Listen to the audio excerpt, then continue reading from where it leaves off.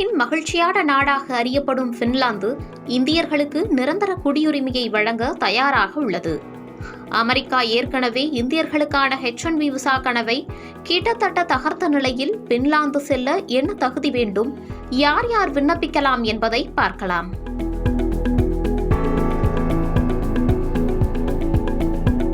World happiness அறிக்கையில் உலகின் மகிழ்ச்சியான நாடாக பின்லாந்து தரவரிசைப்படுத்தப்பட்டுள்ளது. மேலும் அதன் உயர்தர வாழ்க்கை, வலுவான சமூக நல அமைப்பு மற்றும் இயற்கை நிலப்பரப்புகள் மூலம் உலகளாவிய திறமையாளர்களை தொடர்ந்து ஈர்த்தும் வருகிறது. இந்திய குடிமக்களுக்கு இந்த நாட்டில் பெர்மனன்ட் ரெசிடென்சி பெறுவது என்பது காலவரையற்ற வாழ்க்கை மற்றும் வேலை செய்யும் உரிமைகளோடு குடியுரிமைக்கான நுழைவாயிலையும் குறிக்கிறது. 2025ஆம் ஆண்டில் சமீபத்திய இமிகிரேஷன் தொடர்பான புதுப்பிப்புகள் ஐரோப்பிய ஒன்றியம் அல்லாத திறமையான தொழிலாளர்களுக்கான பாதைகளை மேம்படுத்தியுள்ளன. இது ஐடி, சுகாதாரம் மற்றும் பொறியியல் போன்ற துறைகளில் தொழிலாளர் பற்றாக்குறைக்கு மத்தியில் பின்லாந்தை ஒரு கவர்ச்சிகரமான இடமாக மாற்றியுள்ளது.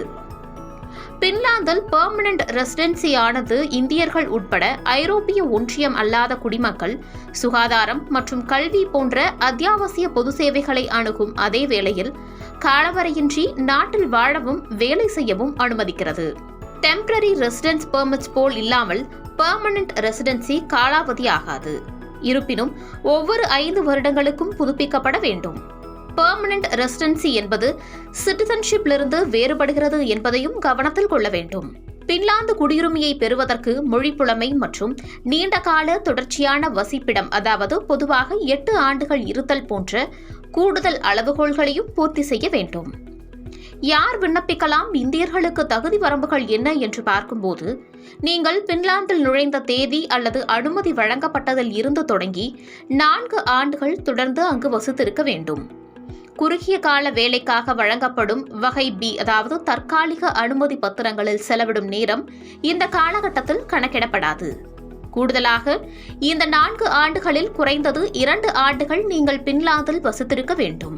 விடுமுறை அல்லது வெளிநாட்டில் வேலை குறித்து முறையாக ஆவணப்படுத்தப்பட்டிருக்கவும் வேண்டும். பெர்மனன்ட் ரெசிடென்சிக்கு விண்ணப்பிக்க வேலைவாய்ப்பு, குடும்ப உறவுகள் போன்ற உங்கள் தற்காலிக அனுமதிக்கான அடிப்படையும் இருக்க வேண்டும். இந்த பெர்மனன்ட் ரெசிடென்ஸ் மாணவர்களுக்கும் வேலை தேடுபவர்களுக்கும் கிடைக்காது. PR விண்ணப்பத்தை சமர்ப்பிக்கும் முன் நீங்கள் முதலில் A வகை வேலை அல்லது குடும்ப அடிப்படையிலான அனுமதிக்கு மாற வேண்டும். குறைந்தபட்ச ஆண்டு வருமானம் சுமார் 41.35 லட்சமாக அல்லது பின்லாந்தில் அங்கீகரிக்கப்பட்ட பல்கலைக்கழகத்தில் முதுகலை பட்டம் மற்றும் கூடவே 2 வருட பணி அனுபவமும் இருக்க வேண்டும். பின்னிஷ் அல்லது ஸ்வீடிஷ் மொழிகளில் C1 நிலை புலமையை 3 வருட பணி அனுபவத்துடன் நிரூபிப்பதும் தகுதியை மேலும் வலுப்படுத்தும். தேவையான ஆவணங்கள் என்னென்ன என்று பார்க்கும்போது, விண்ணப்பதாரர்கள் குற்றப்பதிவு இல்லாமல் இருக்க வேண்டும். இந்தியாவில் இருந்து காவல்துறை அனுமதி இதுகுறித்தாக பெற்றிருக்கவும் வேண்டும். செல்லுபடியாகும் சுகாதார காப்பீடு மற்றும் தங்குமிடச் சான்று இருக்க வேண்டும். பாஸ்போர்ட், வேலை ஒப்பந்தம், சம்பளச் சான்று சான்றிதழ்களும் தேவைப்படும். முழுமையற்ற ஆவணங்கள் காரணமாக நிராகரிப்புகள் ஏற்பட்டால் தோராயமாக $260 கட்டணத்தில் 30 நாட்களுக்குள் மேல்முறையீடும் செய்யலாம். வேலையில்லாதவர்களுக்கு புதிய வேலை தேட 3 மாத கால அவகாசம் பொருந்தும். இதனுடன் சில சவால்களுமே இருக்கும். குறிப்பாக குளிர்ந்த காலநிலை, மொழி தடைகள், ஒட்டுமொத்த அதிக வாழ்க்கை செலவுகள் ஆகியவை சில சவால்களாகவும் பார்க்கப்படுகிறது.